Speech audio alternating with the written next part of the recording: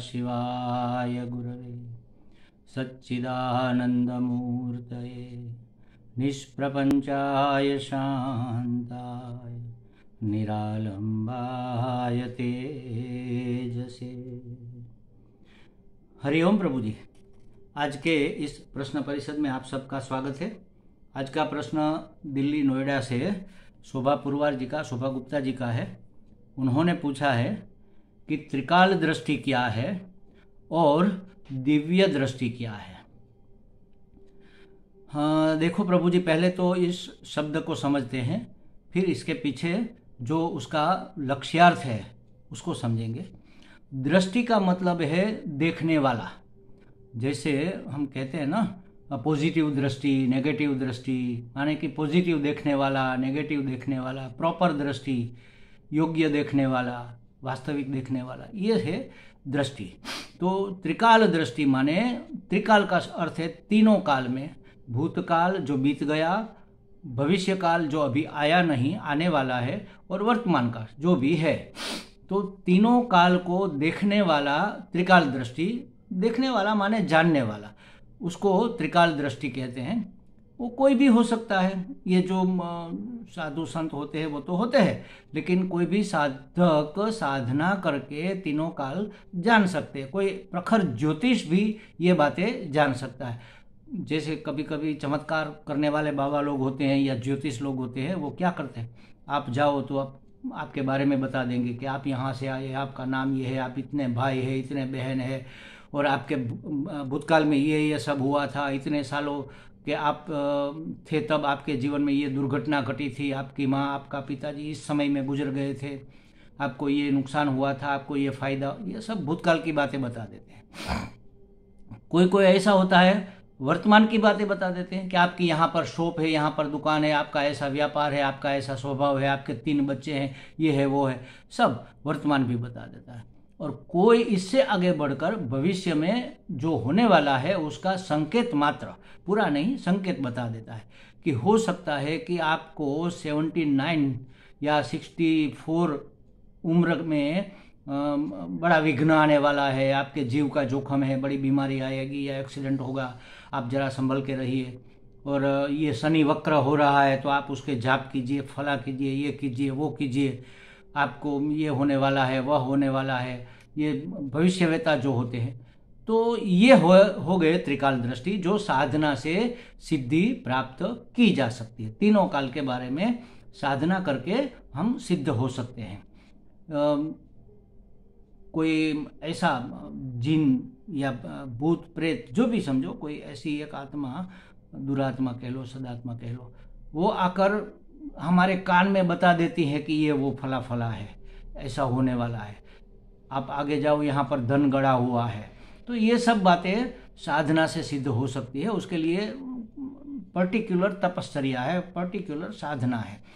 कितना समय, कितने समय तक क्या करना है, कैसे करना है, और कौन से समय कब करना है, और करते समय क्या क्या परहेज रखना है, क्या क्या नहीं करना है, ये सब साधना की विधि में बता दिया जाता है।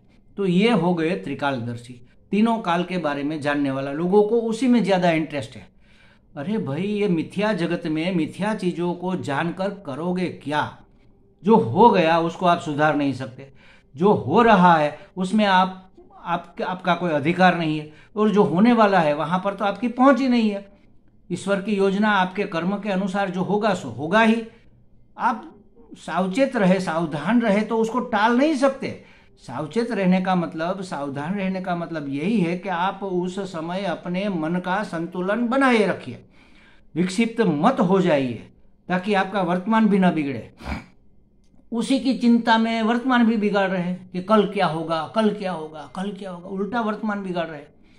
तो बता देने का मतलब यही है कि आप सावधान होकर रहो कि ऐसी घटना आने वाली है, आपको धक्का नहीं लगना चाहिए, ये निश्चित योजना है। तो त्रिकाल ज्ञान का बस इतना मात्र अर्थ है कि जो आगे होने वाला है उसको हम पहले से थोड़ा बहुत जान ले, उसके बारे में थोड़ा निदर्शन हमें मिल जाए कि शायद कोई दुर्घटना होने वाली है। तो इस साल हम जरा संभल के चलेंगे, वाहन व्हीकल ठीक से चलाएंगे, चलते फिरते ध्यान रखेंगे और हाइजीन का ख्याल रखेंगे ताकि बीमार ना हो जाए। बस इतनी सावधानी रखने के लिए, प्रिकॉशन रखने के लिए ये कहा जाता है। फिर भी जो होना है वो तो होगा ही, लेकिन होगा तो भी हम मेंटली प्रिपेयर है, मेंटली हम तैयार है, मानसिक रूप से उसको झेलने के लिए, उसका सामना करने के लिए हम तैयार हो जाए। बस त्रिकाल की बातें बताने का इतना मात्र मतलब है, इससे और कोई मतलब नहीं है, इससे और कोई फायदा भी नहीं है। तो ये हो गए त्रिकाल दृष्टि। और दिव्य दृष्टि क्या है? दिव्य माने देव के ऊपर से दैव और दिव्य दोनों शब्द बने हैं। देव माने जो ये स्थूल जगत में वर्तमान जो हमारे सामने दिख रहा है, नाम रूपात्मक प्रपंचात्मक जगत, वो व्यावहारिक बातें हैं सब। और ऊपर की बातें जो देवता लोगों की बातें हैं वह है दिव्य। दिव्य दृष्टि माने ये सब जान लेना कि ऐसा होगा, ये तो जानेंगे, त्रिकाल दृष्टि भी जानेगा, लेकिन उससे जो ग्रहण करना है वह शुद्ध हृदय ही कर सकता है। दिव्य दृष्टि माने जैसे समझो ये ज्ञान से आती है, और वो त्रिकाल दृष्टि है वह साधना से आती है। ज्ञान से क्या दृष्टि आई? जैसे समझो कि मैंने अभी मुझे ज्ञान प्राप्त हुआ, पहले ज्ञान नहीं था, प्राप्त हुआ कि ये मिट्टी का घड़ा मिट्टी मात्र है, मिट्टी ने लिया हुआ आकार है, घड़ा नाम की कोई चीज इसमें नहीं है, सब घड़े मिट्टी के हैं। तो मैंने अगर यह ज्ञान प्राप्त कर लिया, ये तो एक स्थूल उदाहरण है, तो आपके घर पे वहां दिल्ली में या बेंगलोर में या कोयम्बतूर में रहा हुआ घड़ा भी मैं जान गया। कैसे? अरे वो भी मिट्टी का है। अरे पूरे विश्व में जितने भी मिट्टी के बर्तन हैं सब मैं जान गया, सिर्फ घड़ा नहीं, घड़ा जान गया, गमला जान गया, ये ठिकरा विकरा जो भी है उसके मिट्टी से बनने वाले बर्तन, खिलौने, सब मैं जान गया। कैसे जान गया भाई?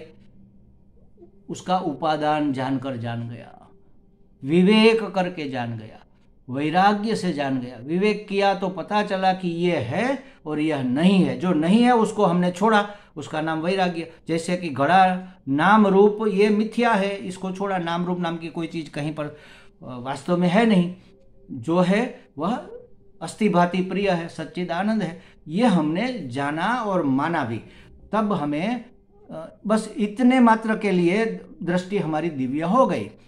पूरी सृष्टि, पूरी समष्टि, पूरी कायनात के बारे में जब हम जान जाते हैं कि वास्तव में क्या है, इदम कही जाने वाली वस्तु क्या है और अहम कहा जाने वाला मैं क्या हूं, यह जो जान लेता है उसको कहेंगे दिव्य दृष्टि।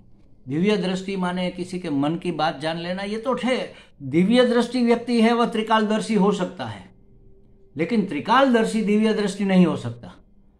तो दिव्य दृष्टि जिसने प्राप्त कर ली वह सब जानेगा, कल भी जानेगा, आने वाला बीता हुआ कल भी जानेगा, वर्तमान भी जानेगा, और उसका उपादान, उसके होने में क्या महत्वपूर्ण है और उसके न होने में भी क्या महत्वपूर्ण है, और जैसे ये हो रहा है, जिस तरीके से, जिस तरह से, जिस गति से, उसके पीछे भी क्या रीजन है, यह सब जान लेने वाला दिव्य दृष्टि कहा जाता है। इसलिए महात्मा लोग दिव्य दृष्टि होते हैं।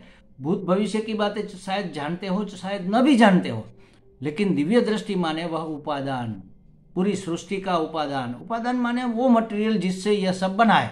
जैसे ये घड़े का उपादान है मिट्टी, और इस क्या कहते हैं इसको, आचमनी, इसका उपादान है तांबा, और ये पुस्तक जिसका उपादान है कागज से बना है ये। तो ये सब उपादान हो गए। उपादान माने मटेरियल, जिस मटेरियल से वह वस्तु बनी है। तो पूरी सृष्टि किस मटेरियल से बनी है? किसी भी मटेरियल से नहीं बनी महाराज। एक और एकमात्र परमात्मा था। सदैव सौम्य इदमग्र आसीत् एकम एव अद्वितीयम। एक और अद्वितीय परमात्मा ही, सत्य परमात्मा ही था। उसने यह सब वेश लिए, आकार लिए, रूप लिए। मिट्टी ने आकार लिया घड़े का, मिट्टी ने आकार लिया गमले का। आकार माने नाम और रूप। रूप लिया तो हमने उसका व्यवहार सत्ता में उपयोग करने के लिए उसको एक नाम दे दिया। किसी ने गमला कह दिया, हमारे यहाँ गुजरात में उसको कुंडा कहते हैं। किसी ने घड़ा कह दिया, किसी ने पोट कह दिया, इंग्लिश वालों ने पोट कह दिया और संस्कृत वालों ने घट कह दिया। घट, घड़ा, पोट सब एक ही है। नाम हमने रखे हैं अपने व्यवहार के लिए, आकार उपादान ने रखे हैं अपने व्यवहार के लिए। आकार उपादान ने लिया है, मिट्टी ने एक आकार लिया, तो उसी तरह परमात्मा ने एक आकार लिया मनुष्य का, परमात्मा ने आकार लिया पशु पक्षी का, परमात्मा ने आकार लिया नदी, तालाब, बादल, बरसात, सभी आकार, वृक्ष, वनस्पति, कीट, पतंग, सब परमात्मा, कंकड़, पत्थर, सब परमात्मा बना माने उसने इस आकार में अपने आप को अभिव्यक्त किया। लेकिन हम नाम रूप में अटक गए, पहचान नहीं पाए, इसलिए गुरु सदन की जरूरत पड़ी। गुरु का आश्रय लेकर शास्त्र के द्वारा हम उसको समझने का प्रयत्न करते। जब बातें समझ में आ जाती है, जितनी भी समझ में आई उतनी दिव्य दृष्टि हमें प्राप्त हो गई। अब दूज का चंद्र हुआ, थोड़ा तो उजाला हुआ, पंचमी का चंद्र हुआ तो थोड़ा इससे ज्यादा उजाला हुआ, अष्टमी का चंद्र हुआ तो मतलब आधा उजाला तो हो ही गया, और एकादशी का चंद्र हुआ बहुत सारा उजाला हो गया। एक दिन पूर्णिमा हो जाएगी मतलब पूर्ण ज्ञान, तो आप दिव्य दृष्टि हो गए। इसको कहेंगे हमारे शास्त्र में जीवन मुक्त। तो जीवन मुक्त पुरुष की दृष्टि दिव्य होती है। वह शायद त्रिकालदर्शी हो भी सकता है, लेकिन त्रिकाल दृष्टि दिव्य दृष्टि नहीं हो सकता। हमें लगता है शोभा जी को कुछ स्पष्टता हो गई होगी। हरि ओम।